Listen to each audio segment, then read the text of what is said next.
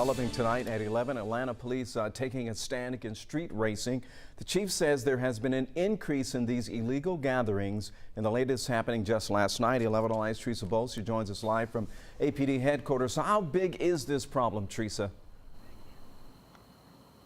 Well, Ron, it went down in a parking lot about a half a mile away from this precinct on Metropolitan Parkway and around this time last night. And Chief Darren Shearbaum says he wants these people to know that are involved in street racing that you don't have to be inside of the car to end up in handcuffs. And he's got people in jail he's made an example out of. Raheem Chicken Supreme has been open off Metropolitan Parkway for 15 years. The man behind the fryers closes it down every night at 9:30. Because the area we in, I'd rather be safe than to be sorry. Raheem Leslie leaves before the chaos starts in the parking lot. Street racing that police have to break up.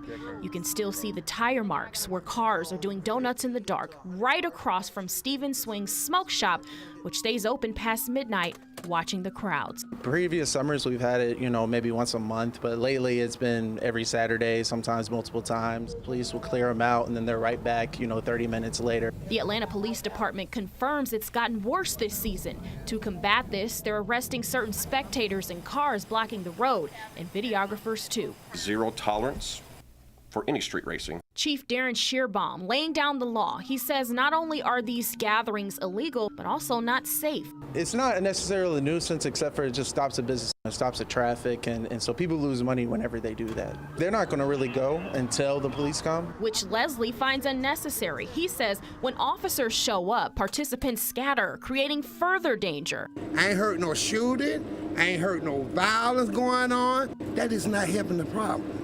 Helping the problem is finding them children something to do.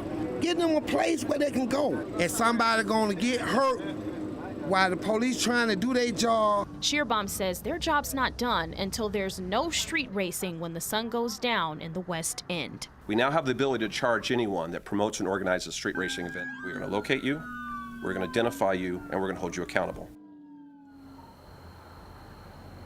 Shearbaum says police have already arrested 7 people in connection to this street racing last night, and several more have warrants out for their arrest. Live in Atlanta, Teresa Bowles, 11 Alive News. All right, Teresa, thanks a lot. By the way, the chief says arrest in connection with street racing will land you with a misdemeanor and a year behind bars and a $5,000 bond as well, or a fine.